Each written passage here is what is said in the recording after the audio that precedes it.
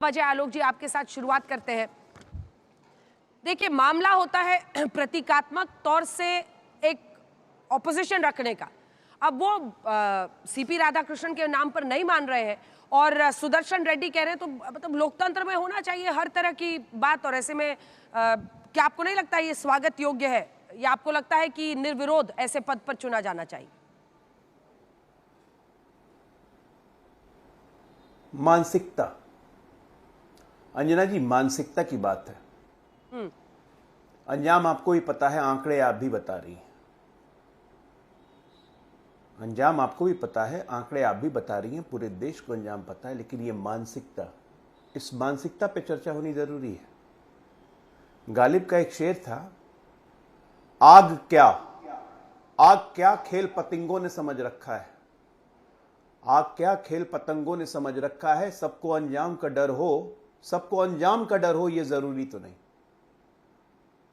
अंजाम का डर नहीं है। तो आप इनको निडर बता रहे हैं क्या? है ये उस अजय उपाध्याय जी को निडर बता बिल्कुल, मैं निडर नहीं, मैं फिदाइन बता रहा हूं। मैं फिदाइन बता रहा हूं। वो जानते बूझते ही काम कर रहे हैं, क्योंकि अपनी विचारधारा को, उस विकृत मानसिकता और उस विकृत विचारधारा को जिंदा रखना है, इसलिए काम किया गया है। आइए जरा जज साहब के बारे में थोड़ा संक्षिप्त परिचय लेते हैं। 1984 पे चलते हैं, भोपाल गैस ट्रेजेडी, जो पूरी लॉबी और कोठरी लॉयर्स की लगी थी जेम्स एंडरसन को बचाने के लिए और केस नहीं खोलने देने के लिए। सबसे सक्रिय भाई साहब थे। एक सलवा जुडुम, आज हमारे प्रधानमंत्री लाल किले से कहते हैं, गृह मंत्री कहते हैं कि 1 साल के अंदर नक्सलवाद का हम खात्मा कर देंगे। सलवा जुडुम पर बैन लगाने वाले सुप्रीम कोर्ट के सुपर जज यही थे। मुस्लिम रिजर्वेशंस को खारिज करते हैं, लेकिन तेलंगाना कास्ट सेंसस में जाके उसको कहते हैं कि देश का सबसे आधुनिक मॉडल है, जिसमें मुसलमानों को सारी रिजर्वेशन दी जाती है ओबीसी से छीन के।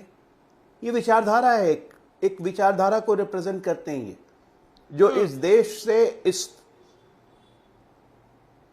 विश्व की मानसिकता से नक्सलवाद और अल्ट्रा लेफ्ट लिबरलिज्म को खत्म नहीं होने देना चाहता है। ये डुप्लीकेसी है कांग्रेस पार्टी की। आप एक तरफ देश को आगे बढ़ाने की बात कर रहे हैं, विकसित की बात कर रहे हैं, कहें हाँ हम देश के सब कंट्रीब्यूशन में साथ दे रहे हैं। एक ऐसे व्यक्ति को आप उम्मीदवार बना रहे हैं जिसकी लीनिंग हमेशा से स्पष्ट रही है। ठीक है अजय उपाध्याय जी, मोर्चा संभालिए भाई। वो सीधा कह रहे हैं, विचारधारा का समर्थन बाकी लोग कर रहे हैं सलवा जुडुम के खिलाफ, और एक खास विचारधारा, वो विचारधारा पर, आपके कैंडिडेट के विचारधारा पर सीधा प्रश्न कर रहे हैं। और क्या निर्विरोध ऐसे पद पर आपको नहीं लगता है कि ज्यादा बेहतर रहता? देखिए, आलोक जी ने जो बात रखी मानसिकता की, तो वाकई मानसिकता क्या है वो तो पूरा देश देख रहा है।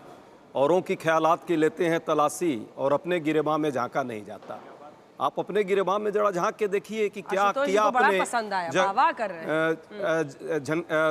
जगदीप धनखड़ साहब का क्या किया आपने, ये चुनाव कराने की जरूरत क्यों पड़ी, ये चमचागिरी की जो आप विचारधारा पैदा करना चाहते हैं संवैधानिक पदों पर, उससे छुटकारा इस देश को चाहिए। यदि आप सर्वमान्य कैंडिडेट चाहते थे तो वैसे व्यक्ति को आप लाते जिसमें सभी लोगों की आस्था होती। संवैधानिक पद था, आपने तो एक को लाया, वो बेचारा जब तक जी हुजूर बना रहा तब तक आपने उन्हें रखा। उसके बाद जो है कहाँ हैं, कहाँ अभी उनको लोगों से मिलेंगे, छुपे हुए हैं, छुपाए हुए हैं, कितने लोग उनके स्वास्थ्य का दर्शन करने गए हैं, ये सार्वजनिक मंच पर अभी तक बात नहीं आई। देश के संवैधानिक पद पर उपराष्ट्रपति पद और गरिमा को उन्होंने संजोया। ठीक है, विपक्ष के विरुद्ध में उन्होंने बहुत सारी बात की, बहुत सारे संवैधानिक मर्यादाओं का उल्लंघन किया। जब तक उल्लंघन कर रहे थे आपको ठीक लग रहा था। आज जो है एक बार उन्होंने संवैधानिक मान मर्यादा की बात कर दी, आपने उन्हें रातों रात जो है घंटों में ही कहा कि अब चलिए भाई। तो ये चुनाव की नौबत क्यों आई? चुनाव की नौबत इसीलिए आई। अब हम चाहते हैं कि ऐसा विचारधारा जो संविधान की मर्यादा को सुरक्षित रखे, परंपराओं को, मूल्यों को स्थापित रखे और उसको समझने की उसमें क्षमता हो। हाँ, यदि उच्चतम न्यायालय के चीफ जस्टिस, सर्वोच्च न्यायालय के जस्टिस के पद पर कोई व्यक्ति वर्षों तक रहा, 11, 12, 13 वर्षों के बाद उनको हम लोग चाहते हैं, हमारे भी विरुद्ध कई बार उन्होंने एक बार जरा बातें रखी। रिपोर्टर्स के पास चलते हैं। ये सब लड़ाई तो कल भी आप लोग लड़ चुके हैं एक बार टीवी पे। आज चलते हैं कि क्या कुछ हो रहा है, दिलचस्प ये है। लेकिन एक सेकंड कि धनखड़ जी के खिलाफ आप लोग अविश्वास प्रस्ताव ला रहे थे। ये जैसे ही कोई दरकिनार होता है उसके बाद जो कांग्रेस की मोहब्बत उनके लिए जगती है, बीजेपी के पूर्व नेताओं के, आडवाणी जी आपको अच्छे लगते हैं, ये भी एक दिलचस्प चीज है। लेकिन अगर लोकतंत्र है तो ऐसे में दोनों अपना पक्ष रखेंगे ही, अपना उम्मीदवार रखेंगे ही। इसमें नाराजगी जाहिर करना और इस हद तक उसको मतलब फिदायीन कह देना, मुझे नहीं लगता है अजय आलोक जी वो हमारी जुडिशरी में काम कर चुके हैं, ये कहीं से भी सही हो सकता है। जल्दी से सहयोगियों के पास चलते हैं, दिखा दीजिए। मौसमी सिंह हमारी सहयोगी इस वक्त हमारे साथ जुड़ी हुए हैं, हिमांशु मिश्रा हमारे सहयोगी हमारे साथ जुड़े हुए हैं। मौसमी, सुदर्शन रेड्डी वो कब अपना नामांकन भरेंगे, क्योंकि सीपी राधाकृष्णन तो एनडीए की तरफ से आज भर रहे हैं। देखिए, आज काफ़ी ऐतिहासिक दिन है, क्योंकि जिस तरह से वीपी की रेस में हमने देखा है कि दो उम्मीदवार सत्ता पक्ष और विपक्ष की तरफ से सामने आए हैं।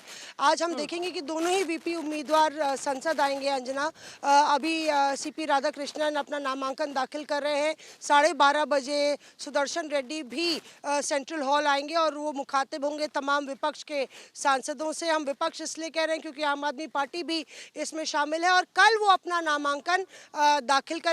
राहुल गांधी भी बिहार से वापस आ गए हैं, संसद में वो नजर आए हैं। सोनिया गांधी भी मौजूद हैं, तो यानी कि एक सेंट्रल हॉल में एक फुल हाउस होगा। एक लंबे समय बाद विपक्ष की ऐसी जुगलबंदी हम सेंट्रल हॉल में, जो कि संविधान भवन है, वहां पे आज देखेंगे लगभग 12:30 बजे। जाहिर तौर पे एक तरीके से एक और मोर्चा कांग्रेस ने सत्ता पक्ष के खिलाफ इसके जरिए खोल दिया है।